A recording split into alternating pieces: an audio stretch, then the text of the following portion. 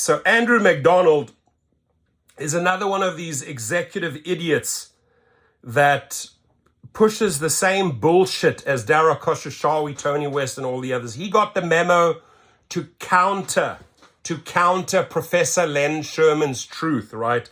And they're so afraid because it went viral and it's educating the public, it's educating everyone out there, that they went ahead and created their own article, their own little data without ever showing the data, Andrew MacDonald. Andrew, if you would at least show us the data, right? What the rider's paying and what the driver's paying, and how Professor Len Sherman broke down the take rate that the entire world understands, that drivers understand, and then supplies the data, millions and millions of trips, right? Real trips, and provides an article and an interview to Sergio. And these guys are shitting themselves, ladies and gentlemen, right? Because that Forbes article stood, it went live, it made people like Andrew and Dara look like fools, it caught them with their little panties down, and now they are stressing, right? It's like the counterspin has begun. So this article, I've seen them counterspin it, and what is Andrew MacDonald, one of the little stooges, one of the little executive bitches at Uber say? Over the years, a lot of ink was spilled claiming that Uber could never be profitable. That was wrong. Now, some have a view. Some, millions have a view, you fool. Millions have seen it, millions have. We, the gig workers, we're millions. Oh, some, we are not some. We are the people making the money. We are making the money to pay your salary, arsehole. What part do you not fucking understand, Andrew MacDonald? Pull your head out of your ass, or like an ostrich, pull your head out of the sand. Wake up to fucking reality here, Andrew. You just slap him awake. He just like tries to spin this bullshit and then write, oh, now some have a view that our recent profits must have come at drivers' expense. That's wrong too. Well, guess what? We proved it's not wrong, and we put the data and everything out there, and you haven't counted that yet. You haven't shown the information. You've come out with this pathetic article, right? Uber under the hood, understanding Uber's share of driver earnings. Uber achieved several important financial milestones in 2023. He's quoting this article, right? This is the counter spin to Professor Len Sherman's truth. This is the counter spin to Sergio interviewing Professor Len Sherman. This is the counter spin to the 40,000 views I got just by pushing these Forbes articles out, because I got the first Forbes article on time, which they squashed, and then Uber made them change it, right? So we got you with your panties down, Andrew. I don't know how you're going to lie your way out of that. We provided the data. We provided millions of trips. And you are just offering a couple of hollow words. Let me repeat his hollow words. Now some, actually millions, have a view that our recent profits must have come at drivers' expense. What else? At who else's expense did it come, Andrew? Tell us. Why don't you share your wealth of information with us, right? We know what the margins are. We know what you're taking, right? And it's a fucking no-brainer. I don't know what these guys are missing over there. That over nearly a decade of losses, many observers suggested Uber would never be profitable. Now that we are, those same skeptics assert that Uber's financial improvement must have come at the driver's expense. See, that's the counter spin, the counter bullshit, right? And you know you've hit a nerve, ladies and gentlemen. You know you have hit the truth when they are forcing, let's be honest here, Andrew. Let's be honest, right? If you were comfortable with that article, you would have let it stand on Forbes. But your legal department fought Forbes. We won, right? We got the truth out because we based it on real data. You had nothing, you showed nothing to counter it because you're too afraid. Andrew MacDonald is too afraid, along with Dara Khosrowshahi, to show the real data. Because if they would once again stand there naked in the cold, exposed as liars, the liars that they are, right? So over nearly a decade of losses, many observers suggested Uber would never be profitable. Now that we are, Those same skeptics assert that Uber's financial improvement must have come at drivers' expense. In other words, the only reason Uber was able to become profitable was by raising prices while taking an ever larger share of the pie. That's what's happening in reality, Andrew. Prove otherwise. Otherwise, shut the fuck up, right? If you cannot prove otherwise, so they have to defend the main allegation, the main nerve that we hit. They're defending in the opening paragraph. You know you have got them, ladies and gentlemen. You know you have hit the truth if this is what they're attacking. This is false. No, it's not. This is true. To better understand why, it's useful to start with an overview of where the money goes after a rider pays for a ride by looking at the financials for our global mobility. We're not talking global here. We brought you American numbers, right? Stop confusing the people and stop talking global. If we were to do global, we'd have to break it down country by country. We broke down the United States with real data from Yippit data from the rider side and with real data from Gridwise from the driver's side. We're talking the United States. So stop, Andrew MacDonald, confusing people in your article about, oh, let's talk about global. No, we're talking about the United States now. And we should have the same conversation in Europe, and we should have the same conversation in Canada and in South America and Africa, etc., right? So I'm going to leave the link below. You could literally pull up the Forbes article and then pull up this bullshit and put them side by side. In Q3 2023, out of the total amount that riders paid for their rides, recorded as gross bookings in our financial statements, the vast majority went to driver earnings and much smaller portion went to Uber as revenue. Tips, which are given directly to drivers, are not included in gross bookings and represented another 6% on top of US mobility gross bookings. The portion going to Uber pays for all of our costs to build, operate, and improve our apps and platform, right? Which is horrendous. Having, over 20, 30,000 people working there, all those billions of dollars that you're just pissing in the sand. No, what we exposed here, Andrew, we're not bringing in all your little bullshit expenses. We are showing the world what the rider paid and what the driver received. Where you spend it, where you squander it, right? $100,000s of dollars on party balloons like Travis Kelly. None of our business. That just shows fucking mismanagement on your side. Has nothing to do with us, right? So the portion going to Uber pays for all of our costs to build, to pay yourselves. That's where it goes. Operate and improve our apps and platforms such as payment processing fees, background checks, marketing, R&D, and customer support. By far the largest cost is commercial.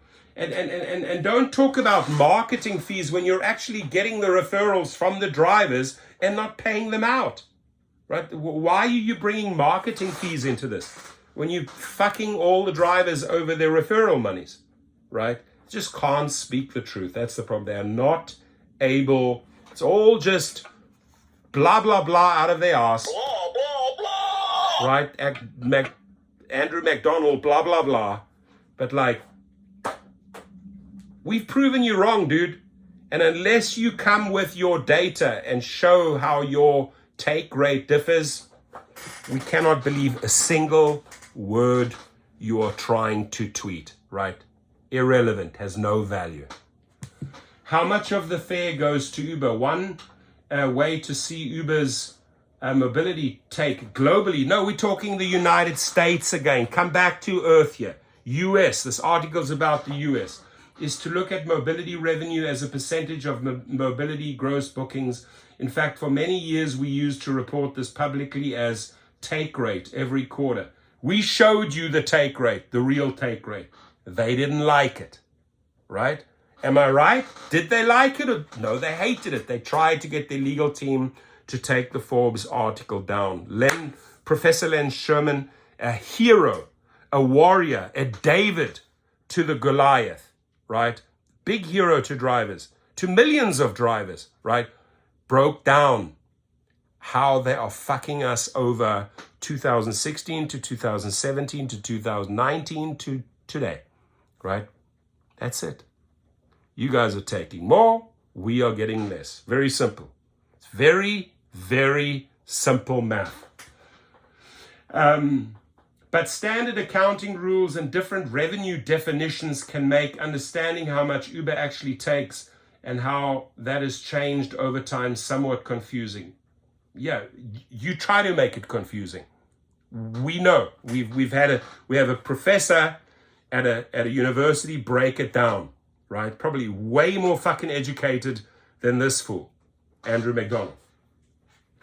As all publicly listed companies are required to do in the United States, Uber reports its financials each quarter according to generally accepted accounting principles, GAAP. As a result of those rules, the GAAP revenue we publish each quarter is increasingly has a lot of other things included in it. Yeah, a lot of other bullshit included in it. You're absolutely right about that, which do not correspond to Uber's underlying tech. For example, after Uber moved to treat drivers in the UK. So you see here, Andrew, little lesson here. Stay on topic, right? In the previous line, as all publicly listed, you're talking about the United States, right? And this article by Forbes is by the United States. So this is where we need to keep it. But however, in the next breath, for example, they're using an example after Uber moved to treat drivers in the UK as workers. The UK is a whole separate evaluation. The UK, we would have to look at what riders are paying, what drivers are receiving. It's a whole different animal. The UK is not the USA. So stay on topic, please, of the USA, right? Don't mix all your fruit in one bowl here. Let's concentrate on oranges and talk about oranges, not apples, not fucking pineapples, not watermelons. Let's talk about oranges, MacDonald. That's what I've learned, right, when you communicate. Stay on topic, listen, focus, and persuade the individual about that specific argument. You're all over the fucking show, Andrew MacDonald, right? So total fare that a rider pays and not the portion that goes to Uber is recognized as revenue, even though the vast majority of that money still goes to the driver. These GAAP accounting adjustments can make it appear that over the last 2 years, Uber has been taking a significantly greater portion. See, all that, just the verbiage. Blah, blah, blah, blah, blah, blah, blah, blah, blah, blah. Fucking brain fart, bro. But haven't prices gone up with Uber taking more? Yes, prices have gone up significantly over the last few years. Uber is an open marketplace, which means that prices tend to reflect broader economic conditions as well as the balance of supply and demand for trips. After the pandemic, driver shortages and widespread inflation drove prices on Uber up globally. Third-party taxes and fees like sales tax, city fees, and airport fees have increased more than 40% in the last 3 years as well.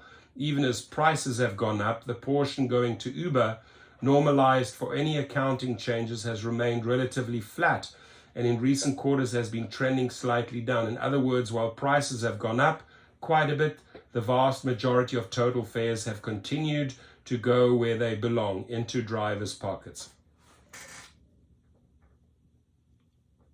Don't get me started. The vast majority of total fares have continued to go where they belong, into drivers' pockets. Okay. Andrew MacDonald, read the comments below. Drivers, this is where you get to respond, please, right? The vast majority of total fares have continued to go where they belong, into drivers' pockets. We have showed you with data year by year that less and less is going into drivers' pockets. I don't know when the line starts and when it ends. It doesn't end, it just continues. Set the record straight, drivers. Respond to this comment. That's globally. What about in the United States? Looking at the United States, when drivers compare the total amount the rider paid against the total amount they received, they would see that Uber's take is higher than the global average. But this difference is driven by higher third-party fees, even more acutely by the cost of commercial auto insurance, right? Um, auto insurance is really dumped on us at the end of the day. I mean, who's paying for the gas? Who's paying for the auto insurance? We are, right? All 50 states require that rideshare drivers have high-value commercial insurance coverage while driving on Uber. In addition to their personal auto insurance, Uber pays for this extra insurance so drivers don't have to. You're not showing any data. So why don't you start sharing your commercial insurance data? Why don't you bring that in per trip? How much are you paying, right? So bring us the data so you can show us that our take rate doesn't match your take rate. And by the way, this is rideshare insurance. Commercial insurance is usually for the upper echelons, for the upper categories, right? We're paying that. We are paying that. So the US insurance industry is in crisis, which with premiums across the country skyrocketing. Yes, we know that. We are paying those skyrocketing fees. The rideshare sector has not been immune to this trend in no small part due to personal injury lawyers who look to take advantage. Oh, no, let's blame it on the personal injury attorneys. Let's go blame it on the personal injury attorneys. Again, another reality check here. If you would actually take safety serious, Andrew MacDonald, right, and not create all of these accidents and all of these carjackings and murders, maybe there wouldn't be that many lawsuits, right? But you're not willing to spend money there. You're not, because you're too afraid to lose a couple of thugs along the way. You're too afraid to lose a couple of these payers, riders along the way. I don't want to hear this bullshit excuse. It's another dumb excuse that Andrew MacDonald has pulled out of his ass. Really. So the personal injury attorneys are costing us so much money.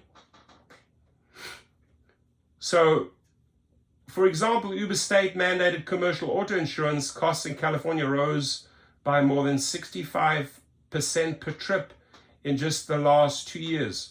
We know, we're absorbing that cost. How much has your insurance gone up? Uber has made the decision to pass some of these growing costs to riders and not to drivers. Come on, man. Through increased booking fees for each trip, which are spent almost entirely on insurance. But as with the global take rate, again, please stay on topic. We're talking United States. This was brought out to counter the Forbes article. The Forbes article asked Professor Len Sherman, made it very clear the UK and all of these other global players, those are different studies. He said it over and over again. This is a US study, US data. So what they're really doing here, what Andrew MacDonald and his little cronies are doing, is trying to confuse the readers, right? We're not talking global. Stay on fucking topic, Andrew MacDonald. In fact, were you to subtract out all these insurance costs from Uber's US mobility revenue, you would be left with well under 20% of the total fare. But didn't Uber cut driver pay? No. In the United States, median driver earnings per utilized hour, including tips and incentive, has grown nearly 30% over the last 6 years, faster than inflation. Now, I want to show this fool, right? You show me that it's grown, right? When we know how much the rider received out of this, more than 75%. I mean, the rider paid more than 75, way more than this. Uber took like 75%. You show me that the incentives, the tips, the utilized hours grown over 30%. No, it hasn't. Why do you think that people are on the streets protesting today in San Diego? Every day they're protesting. If what you're saying was true, they wouldn't be protesting. But they're protesting because you are not paying them. So how did Uber suddenly become profitable? Read it, right? Read this bullshit that they're trying to spin. The secret to Uber's profitability is really no secret at all. As trips on the platform keep reaching new all-time highs, our revenues are growing faster than our costs. It's a shift that has been long in the making. Through steady improvement each quarter, Uber's mobility business has been profitable on a segment basis for years. Okay, so read this. I'm going to leave it below. Compare the Forbes, compare their article, and then I just had to call this fool out, really. And his by the way, excuse me, a really long day.